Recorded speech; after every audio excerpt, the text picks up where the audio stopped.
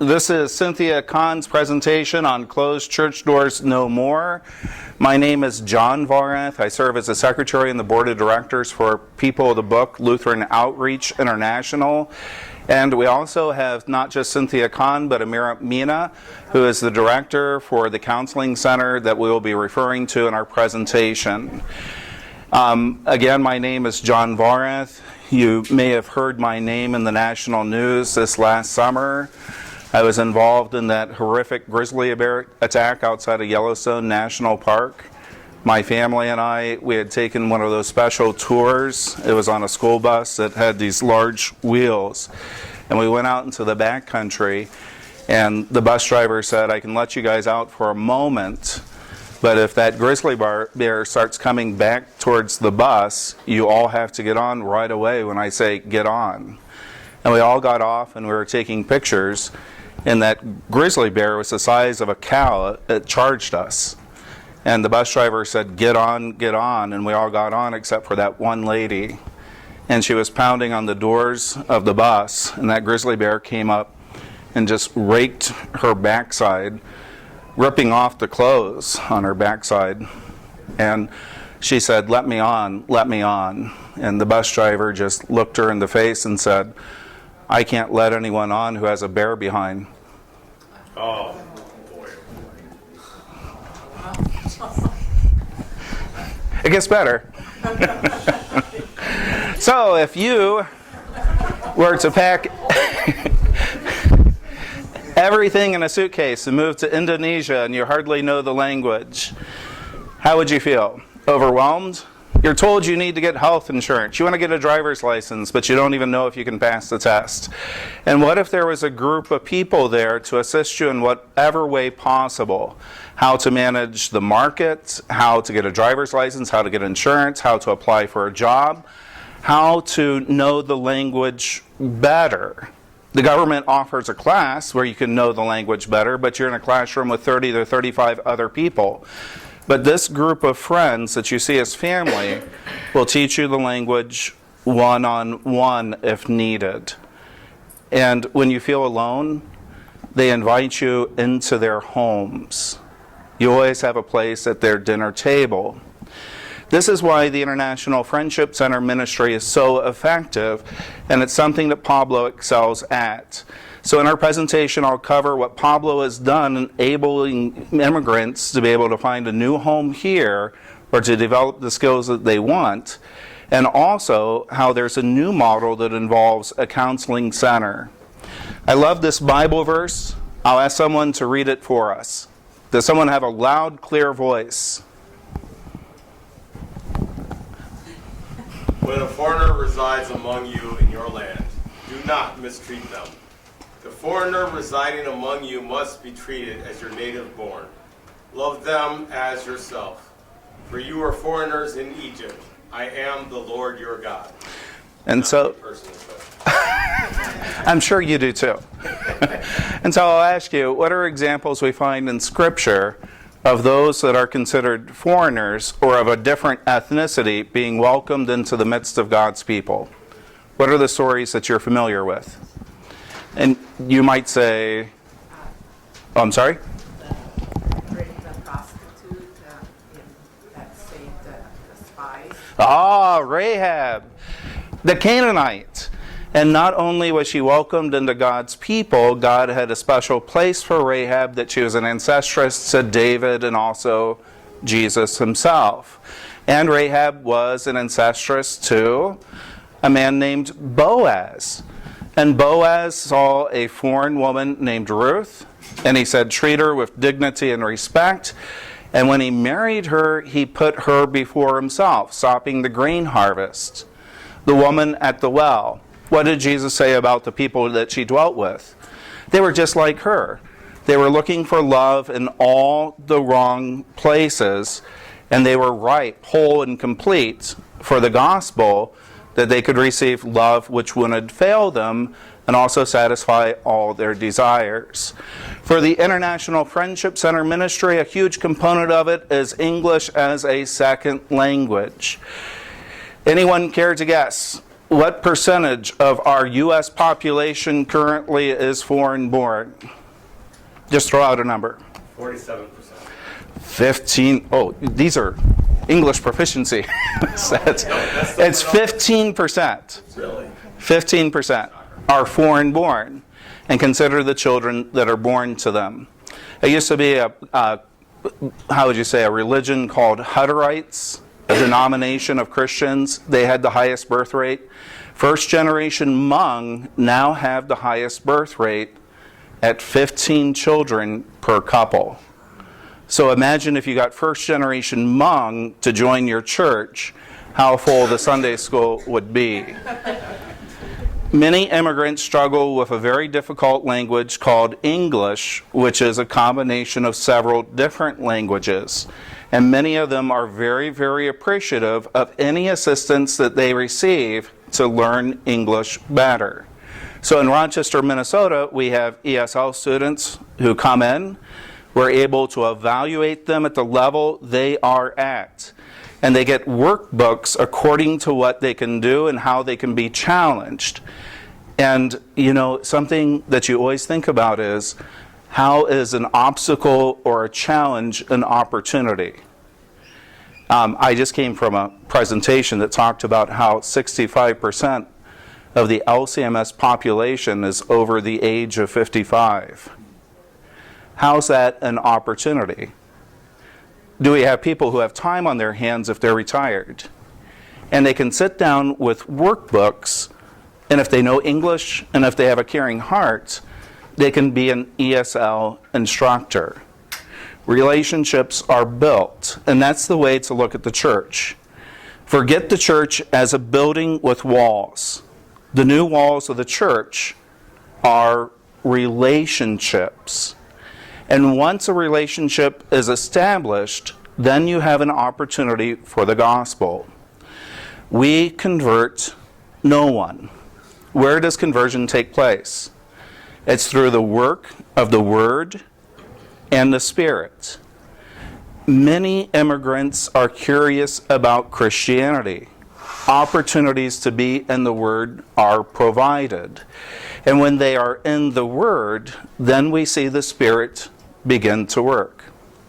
So at the Rochester International Friendship Center, there was a Thai lady who wanted to do a presentation to practice her English. And she asked me to be part of her audience. Her presentation was on how to use Buddhism to handle anger.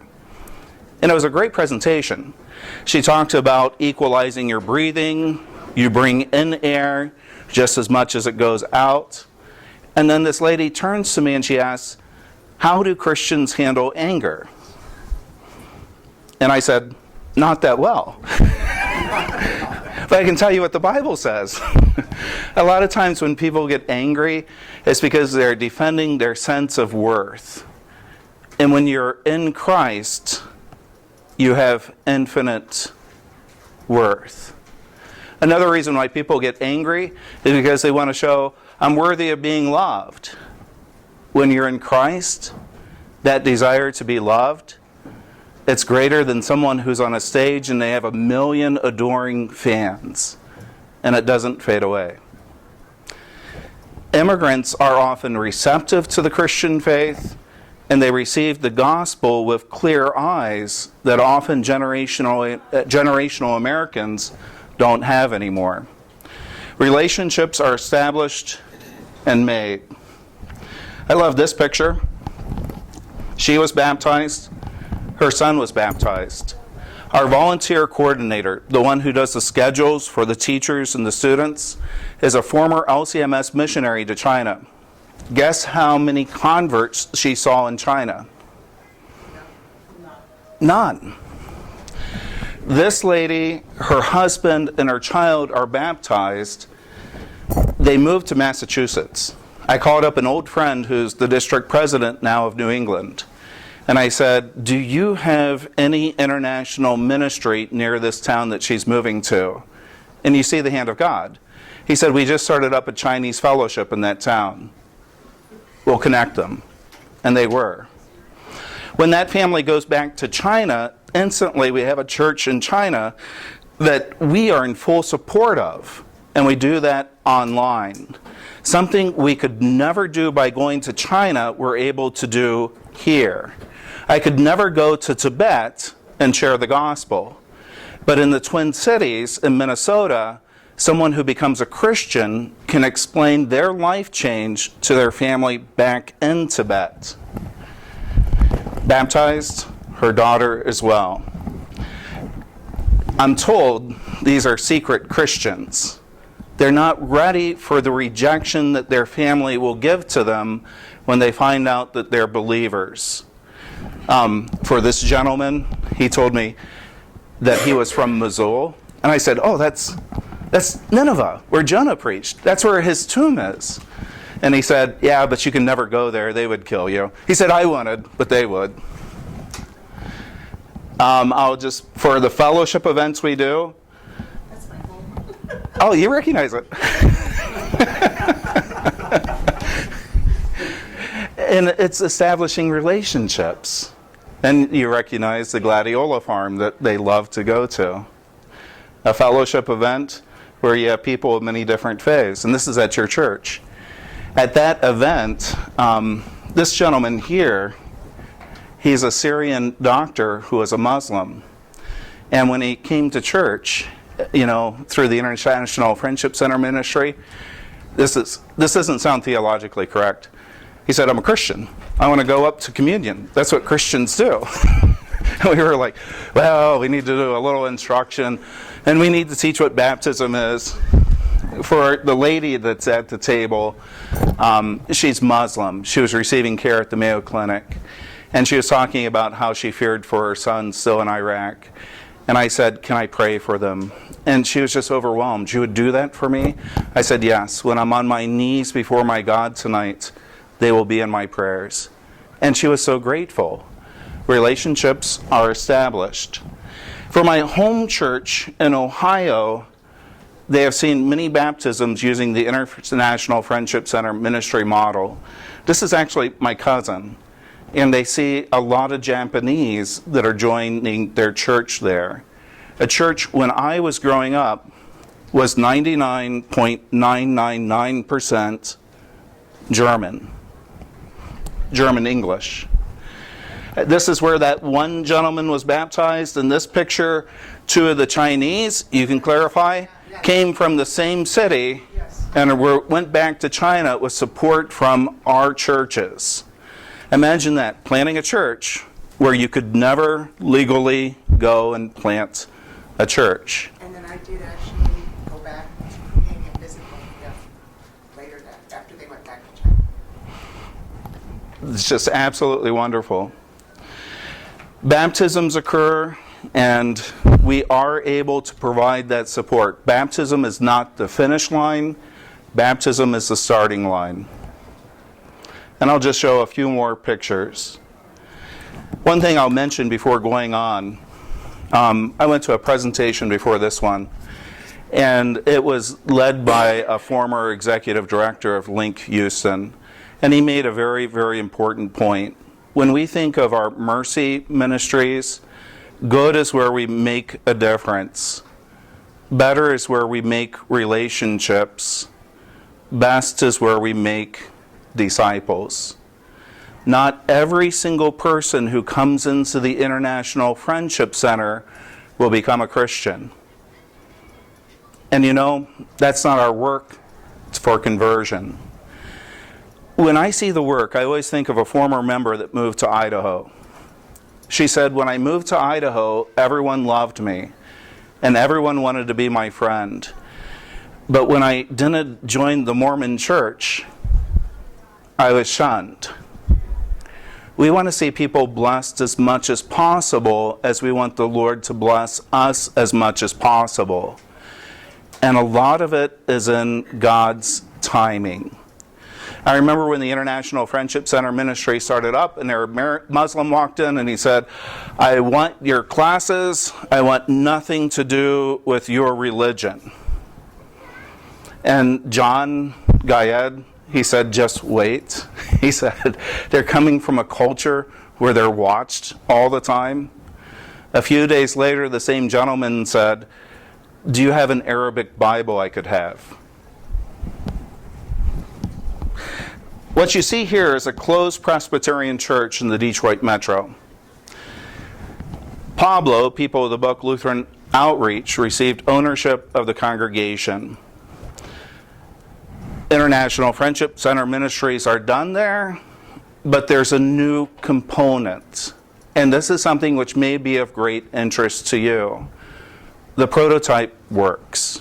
And what's the prototype? A Christian counseling center. A part of the church is dedicated towards Christian counseling, a safe place. And is Christian counseling needed today? More than ever before. If you saw me being struck by a vehicle out on that street, what would you do to help me?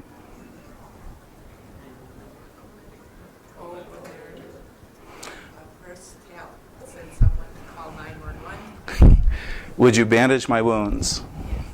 Would you keep other vehicles from hitting me? Call other people to do that.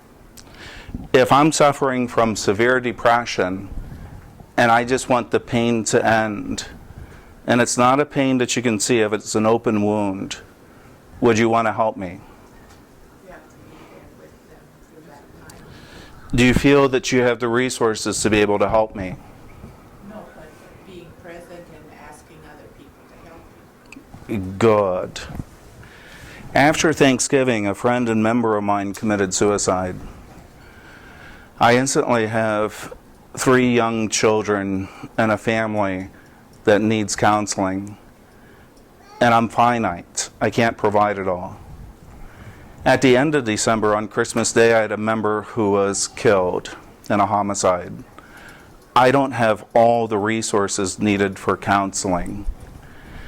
What I want to give for a Christian counseling center with counselors that are vetted and that I trust to come alongside me and help. And when you look at our younger generation today, they're suffering. I'm going to present to you the statistics that an information gathering firm gathers for corporations.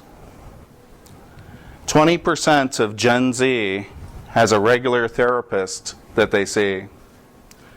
57% take regular medication for mental health issues. 39% attend therapy for mental health issues once a week. 40% have a clinical diagnosis of one or multiple mental health issues. For the general population, 25% struggle with mental health issues. It's much, much higher for Gen Z. 8% are non-binary or transgender. 82% want mental health sick days because they struggle or they know their friends who struggle in their same peer group. For the counseling that can be provided with an International Friendship Center, keep in mind we can aim and strive for multilingual counseling, that someone receives counseling in their heart language.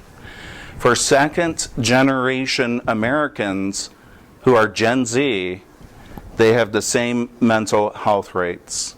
First-generation Americans tend to do much better than the general population. The second generation struggles just the same as everyone else in their age group. If you read certain articles online, they'll say this shows discrimination in our country and they're struggling with that.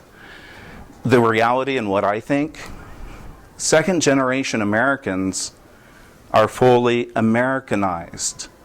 And the same culture that produces these issues for generational Americans does that for the second generation. Well, first generation, I just said that. Some other things about Gen Z. Are you patriotic? 94%, so the silent generation was. 85% of baby boomers were patriotic. It's about 13 to 16% of Gen Z who are patriotic. And I'd argue a large part of this is that they do not find their identity in a collective, but they're looking within, and their identity is based on peer approval. I'm going to hand this over to Cynthia. Before I do, any questions, comments, or anything that may be on your mind? Yep. The friendship centers are the people who serve those are counselors. Those are volunteers. Okay, so they're not. Are they trained? We do provide training for them specific to what they're doing. So for ESL instruction, we go through exactly what to expect, and they aren't thrown out there all by themselves. They do have someone who's there to encourage them. You're talking about counseling. Is there Now, for the counseling center, we'll transition to Cynthia. I'll explain that. Who here knows a church that's closed in their circuit or district that's in a multi-ethnic neighborhood? Closed or close? Closed. The doors have closed. or closing? And what does a congregation normally do at that point? They turn it over to the district. What does the district typically do? Sell it. What if the circuit or other congregations came along and they said, we're going to have a dedicated space for counseling. We're going to help people in need. This is a mercy ministry that's absolutely needed if we care about people in general and if we care about Gen Z. And guess what? It pays the bills. The building doesn't have to be sold off, and it provides a larger window for opportunities to arise to start up multi-ethnic ministries, including Bible studies and services. So let's say the district or congregation say, we're ready to have resources come in. Do they have to worry about paying the bills of the location? Not only does the counseling ministry provide a needed, valuable service, because guess what? We love people like God does. It keeps the doors open.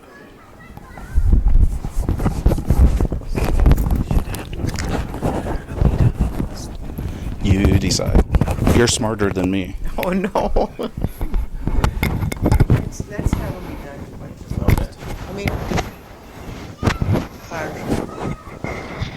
change it. Yeah, I'll switch over the file real quick.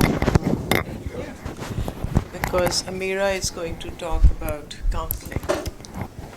Amira, you need this. Sure. Thank you all for being here. You've been so good in the afternoon. It's hard, I know, to be in a session after the ice cream and after all the lovely stuff. My name is Amira. I am originally from Egypt and currently work. Are you from Egypt? No, I've been there though. Oh, okay. Sorry. And currently working with Pablo for the last year and a half. And I had the honor to be part of starting a counseling center there. And we call it Hope Care and Beyond Counseling. Okay, good. One thing I've learned as a counselor is to ask questions. Hopefully I've learned something else too. But one thing I've really learned is questions, asking people questions, because to be honest, I don't have answers, right? But it's helping people to find their answers. And if there is any, for my part that I'm sharing with you 10-15 minutes today, my hope would be that you would leave with a question. I have maybe a handful of questions on this PowerPoint. If you leave with one question, not an answer, I would be very happy, okay? Does mental health matter within the kingdom of God?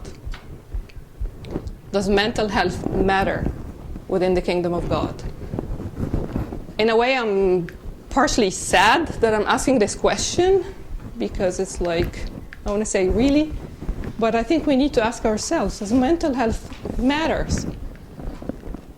This term, xenodosia, is, and if there's any Greek experts here, I don't know if I'm saying it correctly, I'm saying it similar to what we would say in Coptic language. But this is the origin of hospitals. In the 3rd and 4th century, churches had locations where they call it houses for strangers, right? Unfortunately, we don't hear this word anymore. I hear xenophobia, right, a lot. Before coming here, I wanted to study when did we even start to talk about this xenophobia, fear of stranger, because the church introduced us to the xenodosia, houses for strangers, places where it was open for lepers, for poor people, for people who are abandoned, and these naturally became hospitals, place for hospitality. And I think this is powerful, right? We, as Christian, introduced another level of care for people. Medicine were there. There's a lot of cultures who practiced medical kind of treatment. But what we had as Christian and the hospitality of hospitals was very different. I know that mental health is a biopsychosocial, spiritual, I don't want to say, but it's a biopsychosocial, spiritual struggle, right? And we see the symptoms in those areas, and also the causes can be caused by all those 3, 4. Now may the God of peace himself sanctify you completely, and may your whole spirit and soul and body be kept blameless at the coming of our Lord Jesus Christ. Spirit, soul, and body, right? Behind the numbers that Pastor John shared, statistics,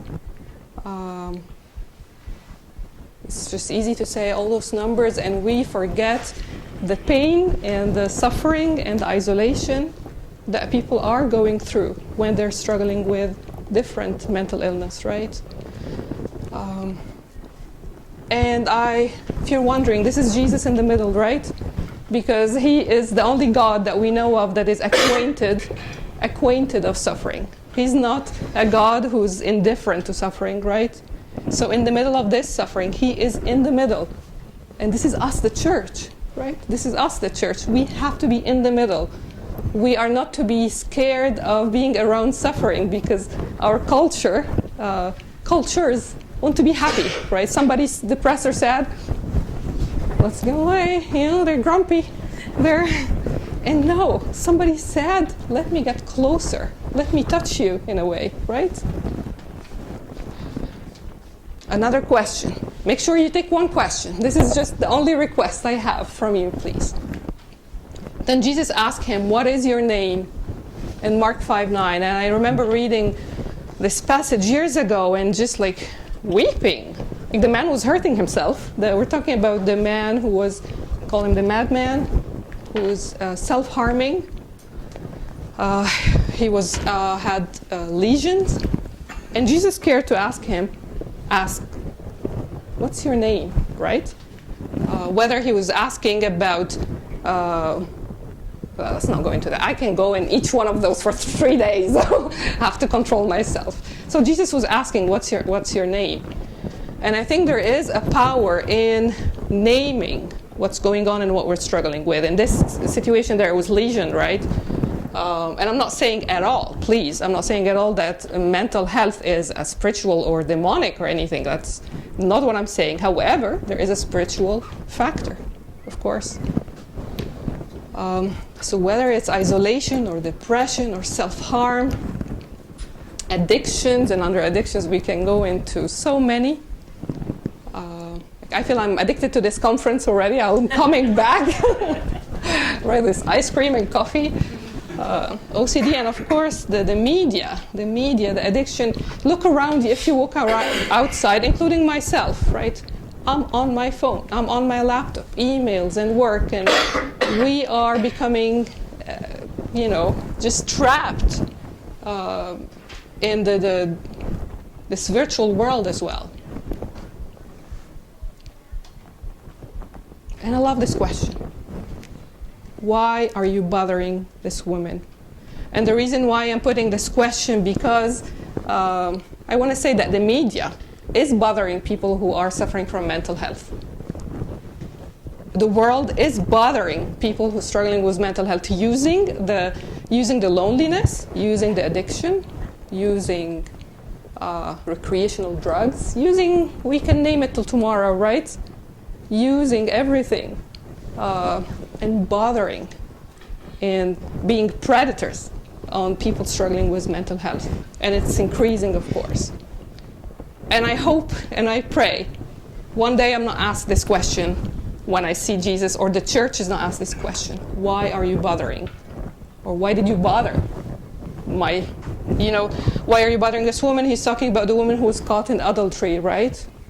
She was probably very traumatized, I don't know if she was even dressed or covered with something, humiliated and bullied and threatened to death. So he was defending a woman in a very vulnerable place. When Jesus saw the crowds, he had compassion for them because they were harassed and helpless, like sheep without a shepherd. This is our God. And then we are the church. I love this picture. This is the prodigal daughter. Is an artist in HB London, actually. And I just love this photo. And we are the church, right? We are the shepherds. And for the church to be present, to be safe, it needs to be, those are available for people, so people can know if I'm struggling, there's a church available for me. It's reliable, it means predictable. So people don't come to church and then, we're not sure how they will react to us because the churches are unpredictable, right? We want to be reliable and engaged emotionally, joyful with the joyful people, sorrowful with the people who are in sorrow, right? Available, reliable, and engaged. This is us. We are the church. And another question that I love a lot. Am I my brother's keeper? Is it really my business? Am I my brother keeper? Okay. Sometimes we're accused in therapy that we point to all the problems and then we have no solution. I hope this is not the case today. I want to say that there is a hope, there is a direction, right? In what we do in Hope Care and Beyond counseling to address some of those concerns here is that we're trying to increase accessibility of Christian-based professional counseling. However, we don't only do Christian-based counseling, we offer all kinds of counseling. The majority actually of our clients are not Christians, or were Christians. Their parents were Christians. I see Lutheran, I see different young people who come to church and say, yeah, my parents were, I'm not. I've seen people who come to church and saying, yes, I haven't been in one of those buildings since I was 5. I've seen people coming and saying, oh, church building? How are we going to talk about what I'm going to talk about now? I'm like, I thought we're a hospital. I thought the church is a hospital. How come we became not a hospital, right? Revealing the face of the church as a place that cares about mental health needs. I want to go, and I hope that we go to the 4th century when the early church back then decided that every church building will have a hospital attached to it. I wish that we go back and say, every church will have a counseling center attached to it. That would be amazing, right? Welcoming people from outside to come onto church and have a positive experience, right? That it's a place of healing and comfort and acceptance, which is what we say we are, and this is who we are, right? We don't need to be afraid. We don't need to be afraid to touch a leper, right? Because you know what? This leper is me. This leper maybe is my mom. This is my brother. This is one of us here. This is friends and brothers and sisters, right? This is our pastors, right?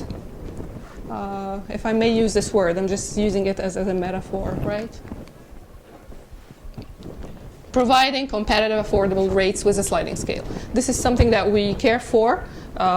is that we make it available for anyone as much as possible. We use insurance, but we also use sliding scale so people can come and find services when they need. It's very important to have a culturally competent group, because we're surrounded by people from all over, right? So we hope, and like for now, we provide in Arabic, and this is just the language components, in Arabic, in French, in English, and in Urdu, Punjabi, also languages. And finally, hello, okay, is working with a wide range of mental health concern. It's also important that our churches have centers that are open with any kind of work. We cannot discriminate because, we don't work with this issue, or we don't work with this group of people, or it's very important to learn how to work with everybody. And then finally, which I think is very important too, is how to be able to maintain the financial provision for us as a church, for us as a counseling center, so the church doors can be open, right? Okay, the question now, how many loaves do you each have in your hands for your church? I heard in this conference from Pastor John that it's like the movers and shakers of the Lutheran Church are here in this conference. How many loaves do you have in your hand, or your church? What do we have? How many here would agree that there is hungry people, hungry community? If you agree, just say I'm curious. Okay, quite a good number. There's hungry people, right? How many loaves do we have? And I didn't know that you'll be showing the pictures. Yeah, we have 5 rooms. It's not the 5 loaves, but we have 5 rooms. We have a couple of counselors, a couple of fish there. And we really have open hands. We have open hands for God. Send the people that you want to send to this place, right? Of course, we have tools, and we have, we use different stuff. This is a sand tray. This is actually with permission, of course, of the person. This is a sand tray therapy session, which works really well with trauma also, because it's just nonverbal. But I'm not going too much in details into counseling stuff.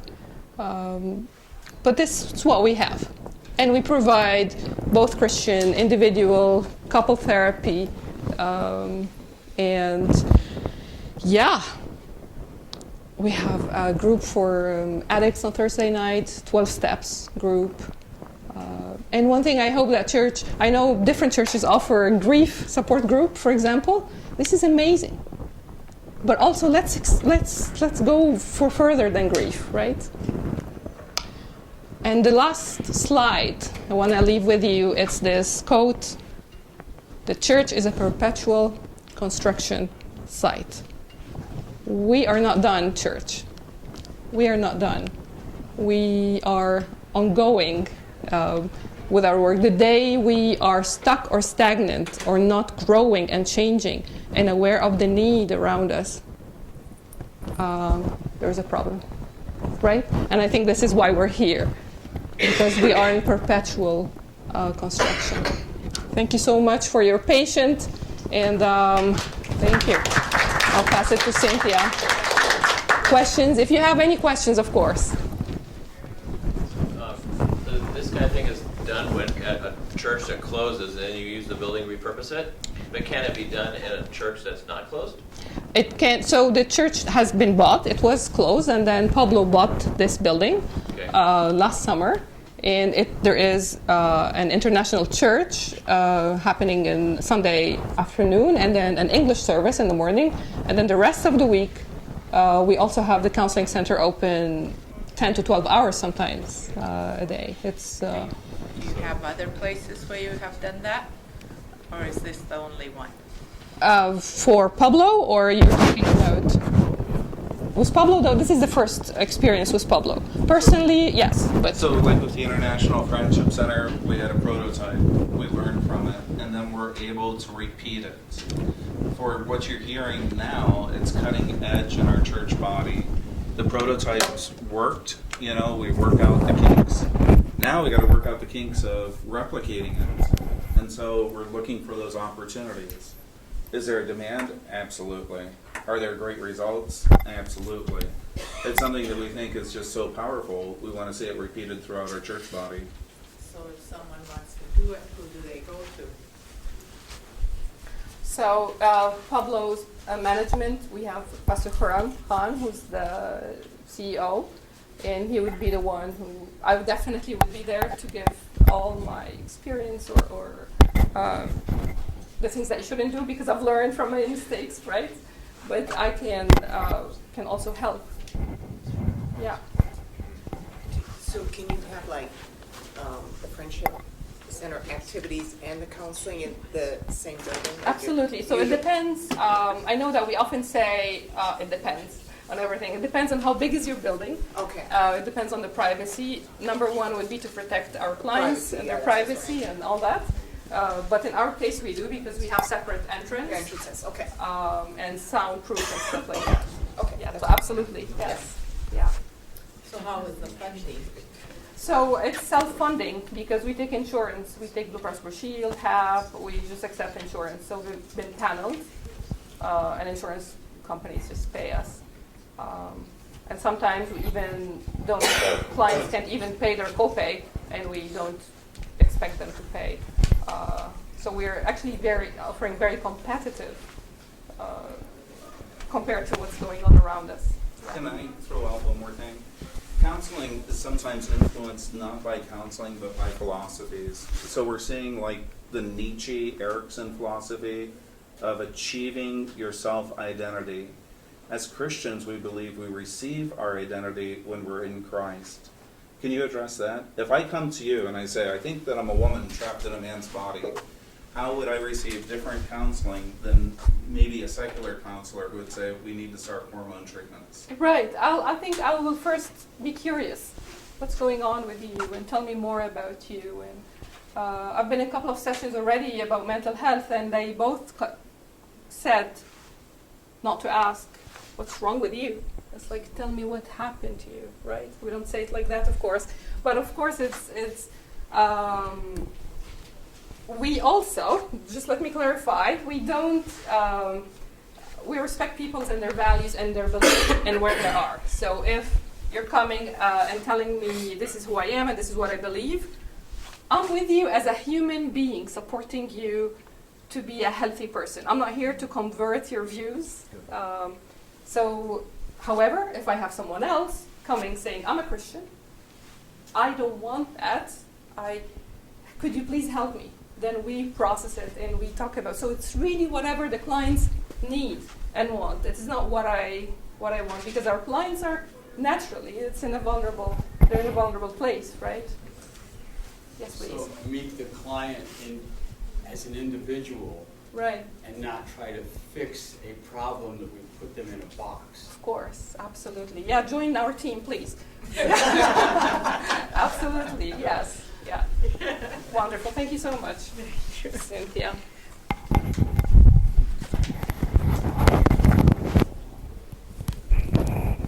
I'll give you this. Okay, thank you.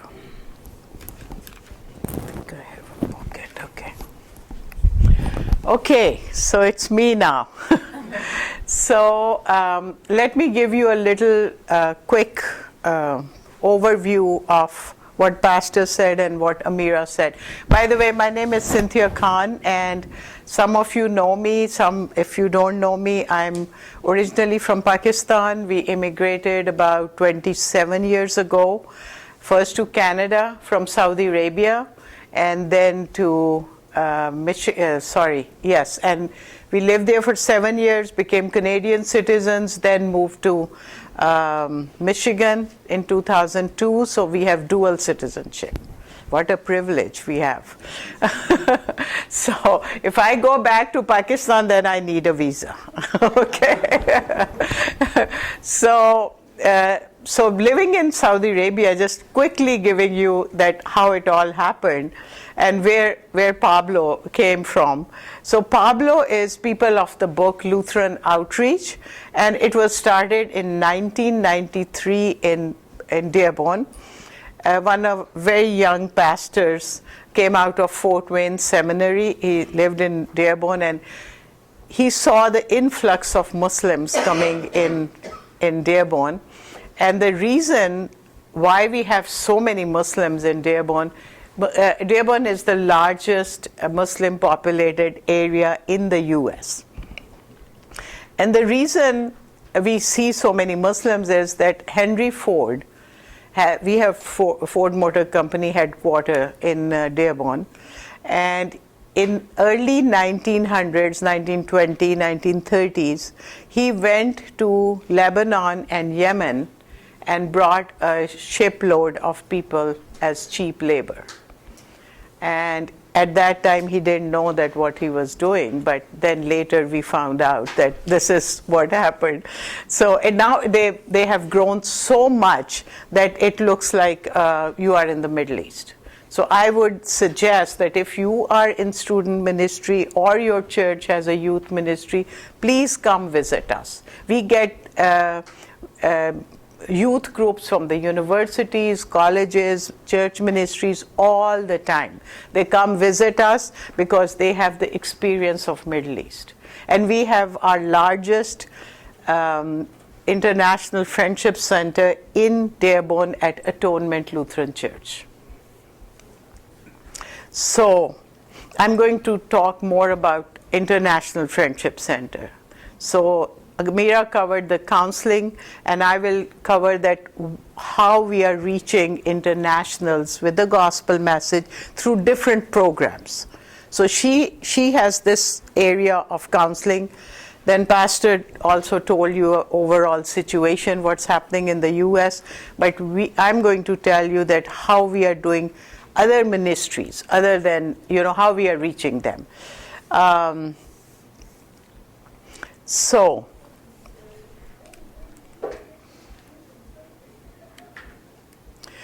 So what we do is, it's a reproducible model. So I go all over and speak at different churches. People call us all the time and they say, we have a changing demographics now, and what should we do now? See, there are people coming from so many different countries settling in our neighborhood. They speak different language. They look different. What should we do? So then we have already created the whole program, and we go and we just give a training to their volunteers, and they start doing their own ministry. So the churches take the ownership. Pablo is there to just train them, equip them, and then we move forward. So we do community surveys. It all depends on the demographics. Then we train missionaries, lay members, believers to serve and share the gospels. These are the people who run the ministry. A community center is a gathering of families. Outreach and service opportunities, we engage volunteers and believers and non-believers. So sometimes now in Dearborn we have people from different churches come as volunteers. Now here is the situation at Atonement. It's a very, very aging congregation. They have only 25 to 30 people left. So they are not into anything. So we as an outside mission go and we are running the ministry. And all the people who come alongside as volunteers, they are from all the local churches, not necessarily Lutheran, because they are whoever we get as volunteers, because sometimes we don't get from Lutheran churches, sadly. So then we say, okay, whoever wants to come. And as I said, sometimes they are not Christians, means that they have more secular views. So because our program is all about outreach and missions. So sometimes they are not very keen into missions, but we say, okay, you keep teaching and we'll do the mission work because we need teachers. You know, we have regular ESL program with all the different levels of beginners, intermediate, advanced level, and all these, you know, conversation classes, all this program. So financially support local missions, fundraisers, community events, donation drives, individual donors. This is how we are funded. Then praying, going, and equipping church, a city on the hill. The church is visible and the doors are open. So this is right in the middle of Dearborn, and it's surrounded by all Muslims. And it's a very vibrant ministry, and if you ever are in Michigan or want to come and see, you are most welcome. So this is a Muslim guy. His name is Umair, and this is his mother. So this is what some of the things we do as ministry, that at Christmas time, Christmas is a great time for us to share the gospel, because the whole Christmas story is shared. We have a Christmas party, and then the whole Christmas story is shared. Now this guy, Umair, called me because people know that this is a church, but they teach English and help people. So he called me and he said that we just lost our father. They are Shiite Muslims, Pakistani, and I lost my father, and my mother cries all day long, and our mosque is not helping us. In fact, they are so like kind of shunned us in a way that when my mother goes there, we go for prayer, but we are asked all kinds of very, very strange questions. How did it happen? What was the reason? All that. So my mother is so scared to go to the mosque, so we are not going. We stopped going to the mosque, and we came to the church. So see, these are the things happening. So at Christmas time, this is one of my friends and volunteers. So she did the whole Christmas story and the music, and then afterwards, see, we asked and we shared the gospel and we asked for prayer, and he was ready to for the Christian prayer. And now I have invited both of them to our ethnic church, which is in our own language, Urdu. So this I've already explained you that who are the volunteers. Now this is all these pictures I'm showing you because I want to tell you that how this one ministry is engaged with so many other things. So this is, Pastor, you know from Michigan, and you know there's a Woodside Church. It's a huge church. So that church has many campuses, and somehow they found out about us, and they said last July, and they are going to send this year again, 21 volunteers came, and this is their program that they send volunteers to do different mission work. And they came to this is at Atonement Lutheran. They came, and all day long they painted, they cleaned up, whatever we told them, they did it. This was their mission work for summer, and it was a great help for us. So these are 21, and then they prayed all over. They were praying, they were teaching classes with the refugees, and they were taking them on the side, praying with them. This is one of our Christmas parties. So this is how we do. These are women you can't see on the side. There's a Nigerian woman, there's Eritrean women, Ethiopian women, Lebanese, Ukrainian, and that's she's from Switzerland. And on this side were Japanese, Chinese. And then this lady is the teacher, and she was sharing the Christmas story. So this is Dearborn. This is our center. These are our volunteers. We also connect with other mission work that is happening, and they come alongside and help us.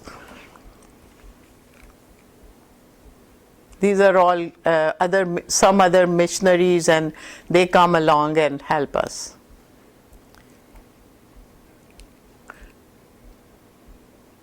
So what we do is, these are the classes we offer. English as a second language, citizenship classes, computer, student tutoring, translations, Arabic classes.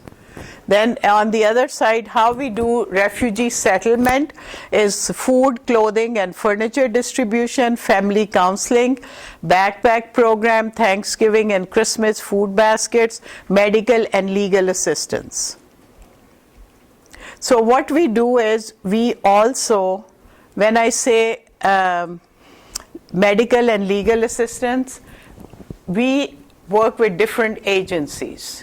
They are already doing it. For example, there are churches who are just offering pro bono legal help. So we are partnering with them.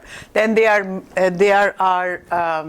there's one organization, it's called Trinity Community Care.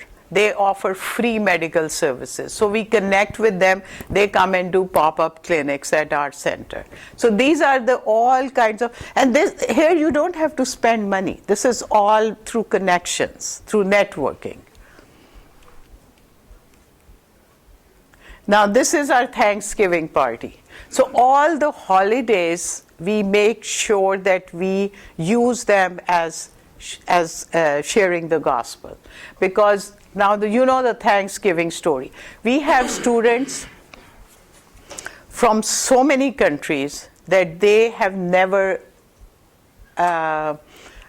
celebrated Thanksgiving back home in their countries. Secondly, they don't know what is Thanksgiving, why America celebrates Thanksgiving. All they know is all about the atmosphere. That's all. And same is with Christmas. So this is Thanksgiving. Look at all these women. And this is a guy, a volunteer, who drives, brings them, picks them up, then he teaches, and then when the women are eating, he's carrying his children. So this is how our volunteers are. And do you see Afghan refugees there too? Yeah. I'm going to show them. So here is what we do. Missions support for persecuted converts. So this is what we do. So when we have all our program is around sharing the gospel. So when people come to Christ, and many baptisms are happening, but it has to be very quietly, it's not announced. So even in a family, a woman is baptized, but she cannot tell anybody. So then we have a support group that supports them. And then the persecuted Christians, which is happening here in America as well as back home. And then we have other programs so what we do is we try to see that what other programs that interest them, so that we could have those programs. Cooking is a very big thing for them because all these women are very good cooks. And then Bible studies we do in different languages. Then we have Bible distribution. So our our volunteers actually go to their homes and they talk to them, they start talking to them. Now we have about 50 to 60 Afghan refugees coming to our centers every week. So last year when state of Michigan brought 500 families last year, see all this big,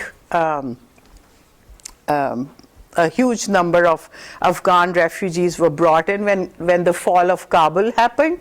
So what happened that America felt the responsibility that since, there was a war happening and all this Taliban thing, that when they left all the weapons and, big machinery there, so they felt that they have to bring those Afghan people, especially who were working with the US Army in Afghanistan. So all those families were brought in. So mostly they were men. So all the men and the women and the children who were working with the US Army were brought in. So, and now they are distributed in many states. I'm sure every state has people there. So we got a lot of them, and all the men are now hired by the local factories immediately, because there's a huge shortage of workers. So they are immediately hired. Now the women, they back home in their countries, they never got out of the house. So this is a great opportunity for them, that somebody is picking them up, bringing them to the center. And then one thing that I have to mention to you is, one thing that is really we specialize in is that our programs are culturally relevant. So people can see, when they come to our centers, they feel at home. Because and the reason is that our missionaries, see, we are all, you can see, we are all ethnics ourselves. So our missionaries understand the culture, they speak the language, and that's why I believe, by God's grace and help, that our programs are successful, because we understand their culture, we understand where they are coming from. Most of us speak the language, like Amira speaks Arabic, our other missionaries all over, they speak Arabic. I speak 3 other languages, but among those 3, one is spoken by Afghan people also. So I can communicate with them. So that's a plus point. Then they feel that they are at home. They feel very comfortable at our centers. So then we help them with another thing that really is working very well with us is sewing program. Most of these Afghan women and Arab women, they are very good seamstresses. So what we do, they already are skilled. So we have a partnership with the local college. If you are from Michigan, Wayne Community College, we have a partnership with them with their industrial sewing class. So we send every semester 15 women, refugee women. They not necessarily speak English. They go to college and get their non-credited certification in industrial sewing. And then they come back, and we have created these sewing centers at our churches where women work for the local factories. So factories outsource work to us. So when I go to talk to them, I say, don't send your work to China, please send it to us. And they say, yes. So we are getting work from local factories, local small businesses, any designers who are there, small, I mean, they have few pieces, they want to make like 10, 20, 50, so they come to us. But this way, what happens that these women can generate some income for themselves. So this way, they keep coming. For us, I mean, we not only teach them English, we help them assimilate into the system, and then we also create income for them. For their husbands, we had a driver's ed class we offered them last summer. But now they are all driving. And these women who never got out of the house, now they want to drive. And they are now becoming very Americanized. This is our sewing center. See, all these are industrial machines. And this yellow thing you see, this is work from the factory. And this factory is in Sterling Heights. Pastor, you know where Sterling Heights. They make coverings for robots. And these robots are used for the car companies to paint cars. So every time they have to put a new cover, because they don't want robots to get dirty. Now these are mostly Afghan women you see here. This is Afghan, this is Afghan, this is Afghan, this is Afghan, this is Hispanic. We are also getting a large Hispanic group. So these are the agencies we are connected with. Government agencies, non-profit, Lutheran Social Services, which is Samaritas, Catholic Charities, Jewish Family Services, and Employees and Job Connection Services.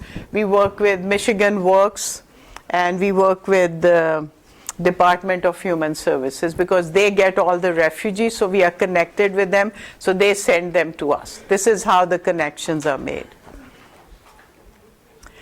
The Hmong community, we are also connected with the Hmong community, and so we are connected at least with 35 communities, with the Nigerian, with Ethiopian, with the Eritrean, a huge Hispanic community, Romanian, Albanian, Ukrainian, a lot of Ukrainian refugees we are working with. And then now from people from Afghanistan. In Warren, we have a center, this is another location where we have mainly people from Bangladesh. That area is mainly Chaldeans and from Bangladesh. Now this is another order we got from a place, it's called Wigs for Kids. And this is a great organization. They make wigs for cancer children. And they supply these wigs to all 8 hospitals in Michigan. So we make those hat, hair, and wigs for cancer children. So these are So these are this is another ministry. So we are connected with people who do different kinds of ministries. So it's a kind of a networking, and we help each other. Now this is a very interesting thing. There is a school, University of Detroit Mercy in Detroit. It's their Jesuit school. And they called us and they said that our seniors have to do service hours. So they are now sending these students every Wednesday, these 6 students. So they have this class divided to different non-profit agencies, organizations in Metro Detroit area. So we got 6 boys. They come every Wednesday, and from 8:30 to 11 they do the work, or volunteer work. Anything we tell them, they do it. And then they sit and teach the women. So here they are sitting. They are so happy. They love this work. Now this is our Warren Center. So I just want to show you the diversity. She's from Ethiopia. She's from Eritrea, Ethiopia. She's American, Nigeria. This guy is a retired engineer, and he just found out about us, and he comes and because he's an engineer, so he makes patterns, and he has learned how to sew, and now he's teaching women how to sew.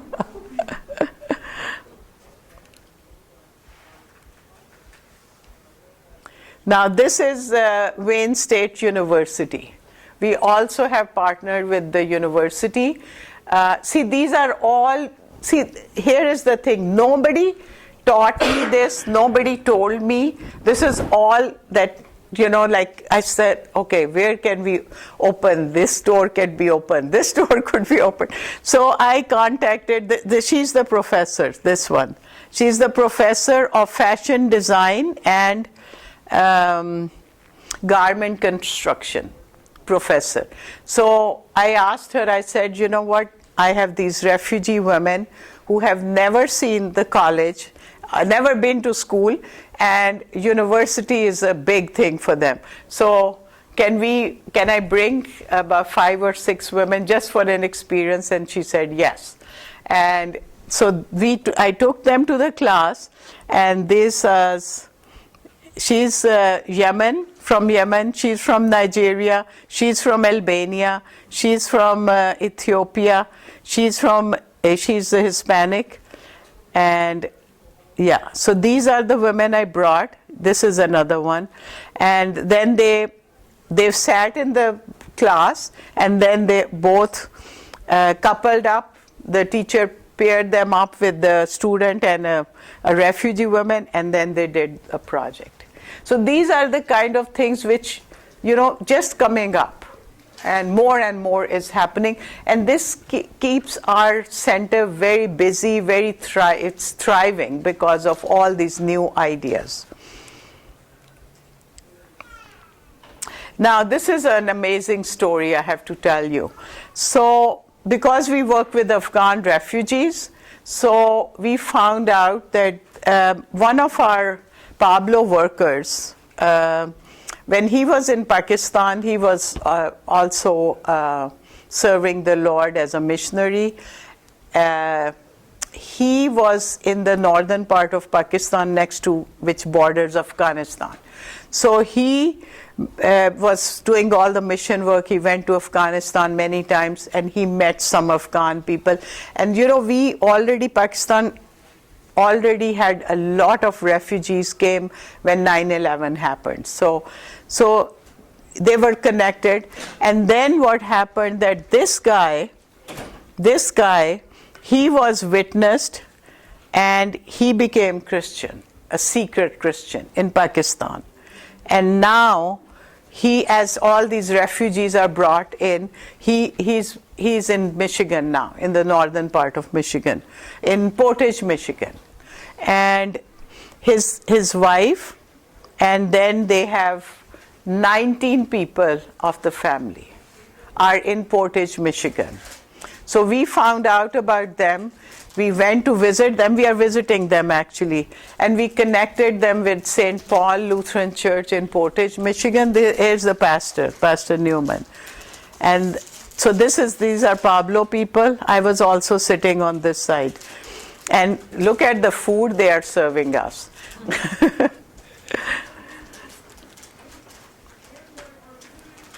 So we connected them, we talked to them, to the pastor, we connected them with the church. Now they are going to church.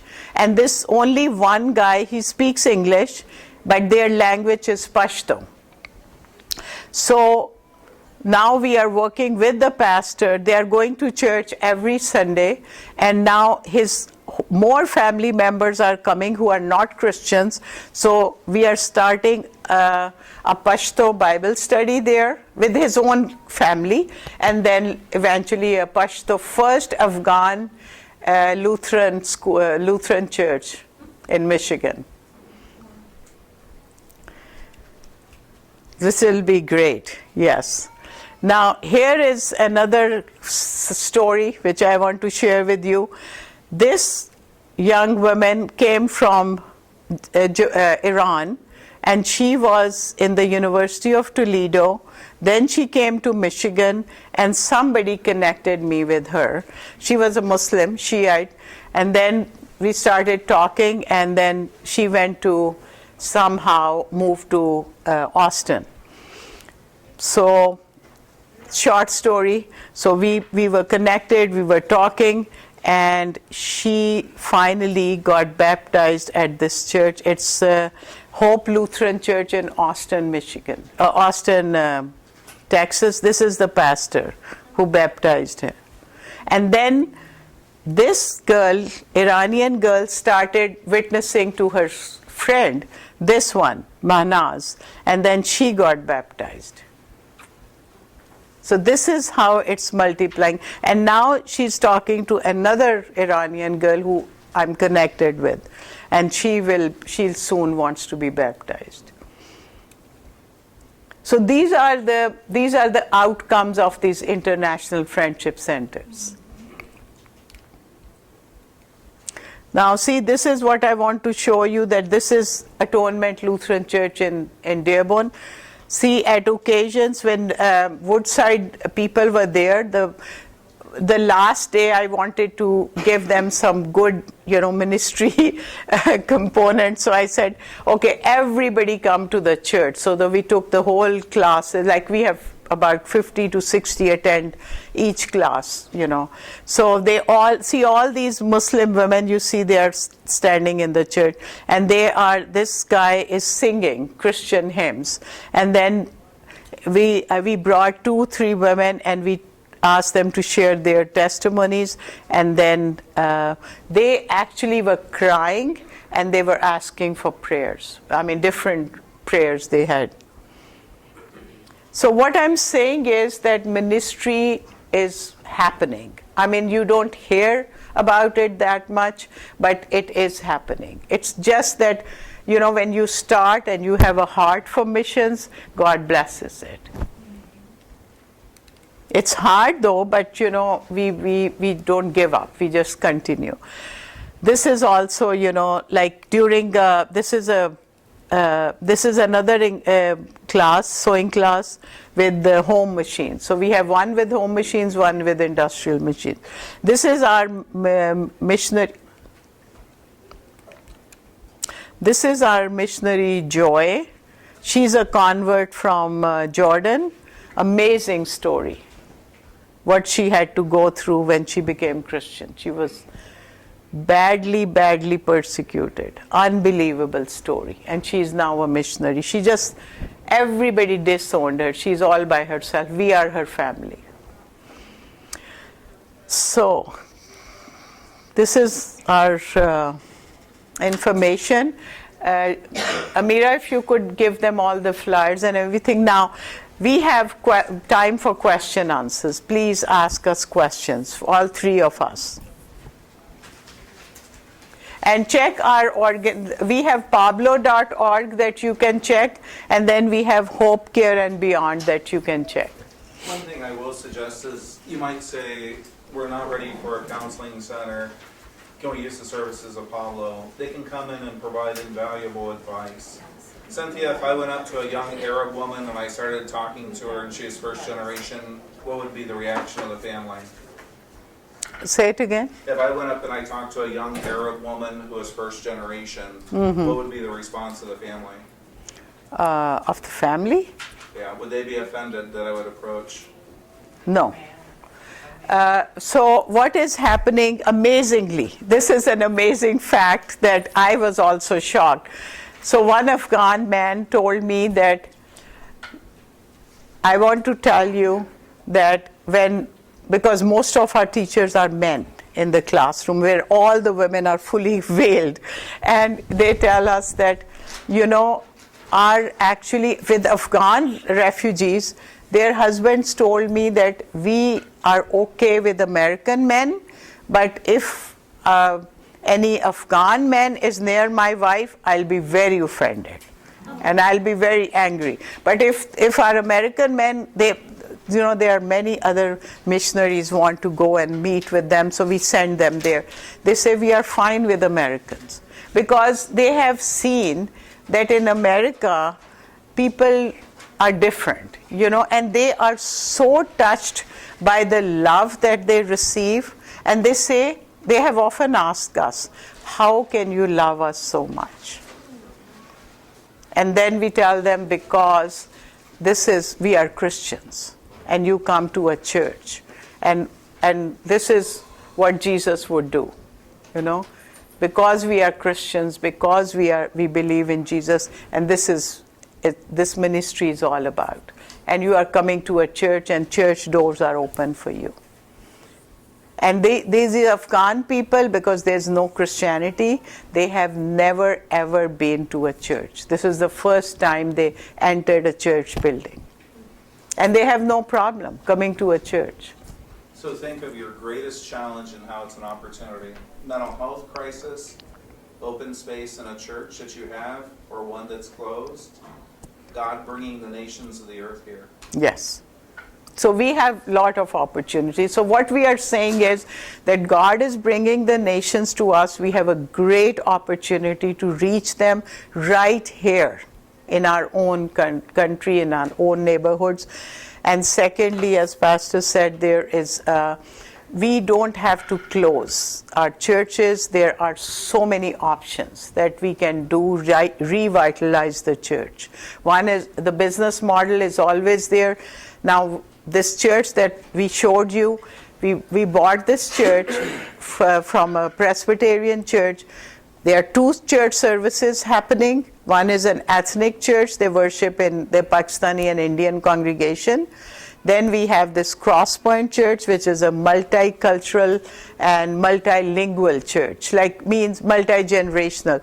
People of many different nations and who speak different languages, but it's in English.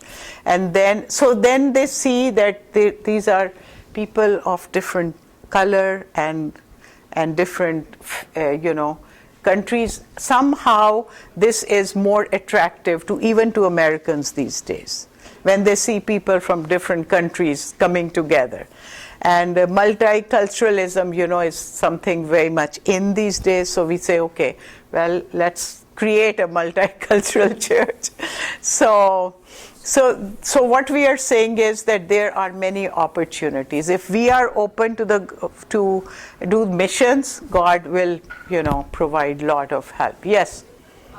Cynthia, if there's a church that's thinking about doing this and they're interested in the Friendship Center and the mental health care, but maybe on the worship side of things and the actual ministry side of things, they're pretty, white German Lutheran still in their culture. Do you also provide for the church some folks that can help them figure out how to launch a worship service and a ministry that Yes. you can build those relationships beyond Yes. the Friendship Center? Yeah. So let me answer her. So there is another model that what you mentioned, that they can, we have these churches, we have this kind of church where it's a German Lutheran church, but what we can do is that they can still have outreach to other nations and in the demographic. So what we can do is they can come if they are okay with that, but they have to open their hearts to people of other cultures and color. So they can come, and then for their that they also feel at home and good, we can have a Bible study in their own language. This is a great model that is very, very, very good, and I've seen it happen, that you have an English service, but the people can have Bible studies in different languages, and that's their time of fellowship, where they feel at home. And then when they worship together, but then they can also have Bible studies in their own language. This is just one model. Yes, sir. I'm in a community where there's probably 4 or 5 Lutheran churches around, and I'm aware of one of the Lutheran churches with a declining membership is going to lose the pastor by the end of the year.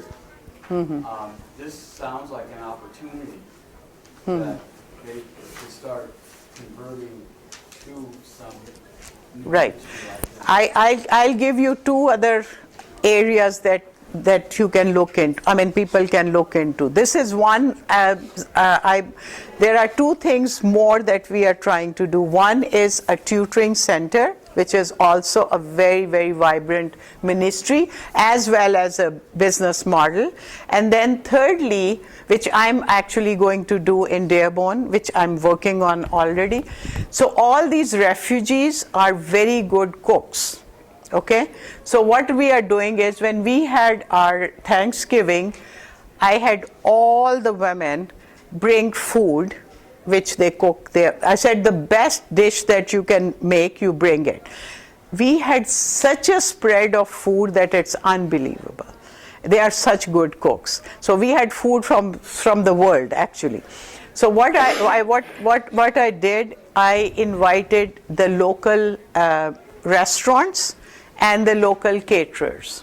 And I said, you know what, this is the idea I'm giving you, that we have these cooks, we have this wonderful food, you can include this in your menu and we will help you get this food. So these women, and this is another income generating thing for the women. And they were so happy because this is their favorite thing to do. So I'm actually working on that also with local restaurants. In fact, some of the women and chefs are so interested to come to our church because our church also has a commercial kitchen. So we can even have international cooking classes there. So see, there are so many things you can do. So you can always contact me, and I can look at your demographics and what is around you, and we can come up with programs. We have other programs also. I'm just giving you a few. Any other question? We did good on time. Yeah. Yeah. And I would like you to please sign up those. I would like you to give us your information so we could stay in touch, and also pick up some material of Pablo. And please check Pablo. Please check Hope Care and Beyond.